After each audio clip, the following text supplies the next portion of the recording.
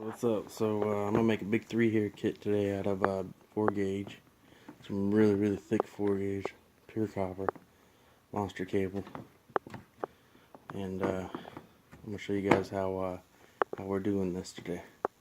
So first things first, you get yourself. This is actually gonna be a ground cable. I'm gonna wrap it in Flex. Pull a little booty off. Right here's the booty. Little silicone plasticky thing.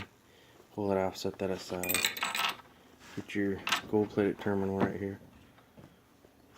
Match it up with your end. So now you can be like, alright, that's how much I gotta shave off right here. So you put your nail right there where it needs to be shaved off. And you grab your pliers over here. I'm gonna put you guys on pause real quick. Alright, so now you cut it. Go ahead and you can push it in there and see if it fits, or you can just do this. So that way you have just the tiniest bit of room to cap it off with the solder. And then when you heat it up, you're going to heat the back side up right here. You're going to heat it up from the back. When you hit it with the solder, you're going to come in on the top and you're going to hit that back plate right there where you're heating it up from the other side.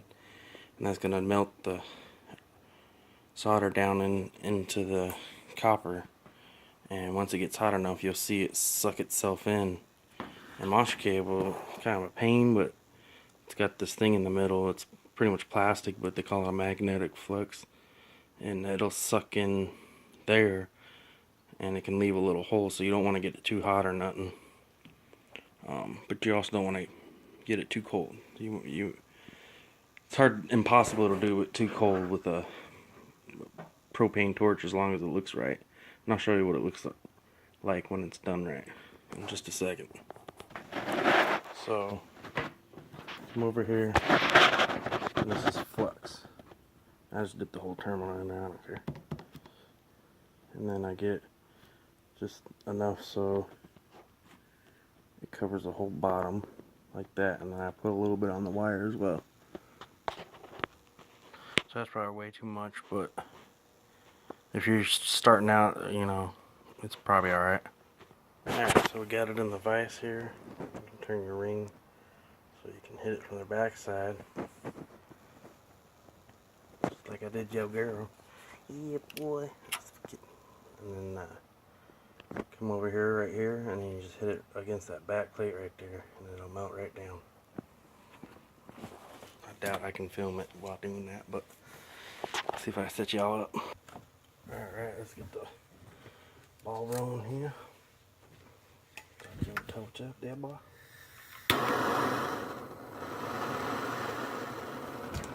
You don't need it super flaming.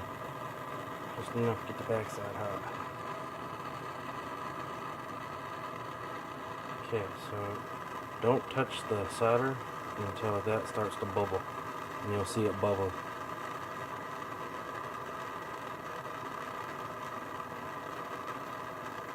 Right there, it's starting to bubble.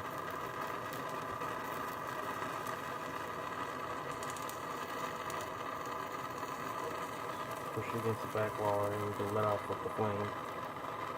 Roll it down, roll with the flame. Roll with the flame.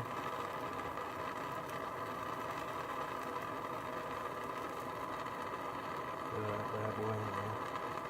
Roll off the flame.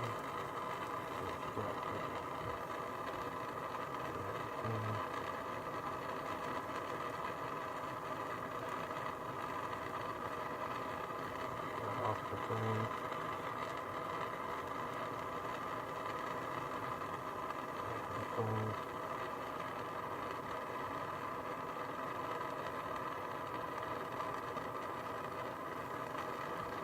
Now you got a nice cap there.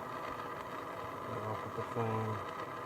That's the tricky part, is letting off that time with that flame.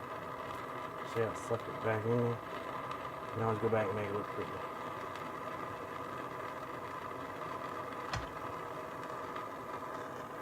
That's my signature, right? Weld that shit down the side there. And then come back, cut that bad boy off and it look pretty. Just like that. You're done. Fucking a masterpiece.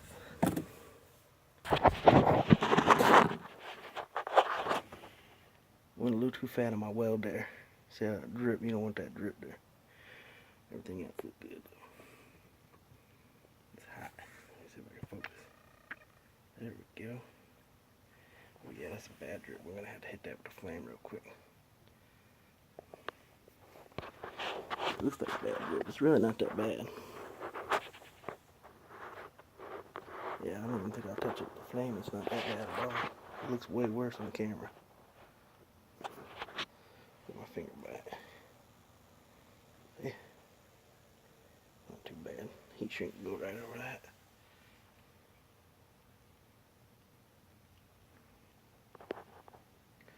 What I can do to get it perfect is when I take it out, hold it to the side like, you know, like that instead of like this, like it is now.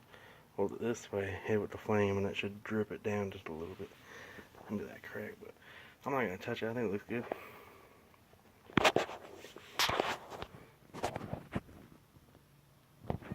So this is what a perfect solder joint looks like right here.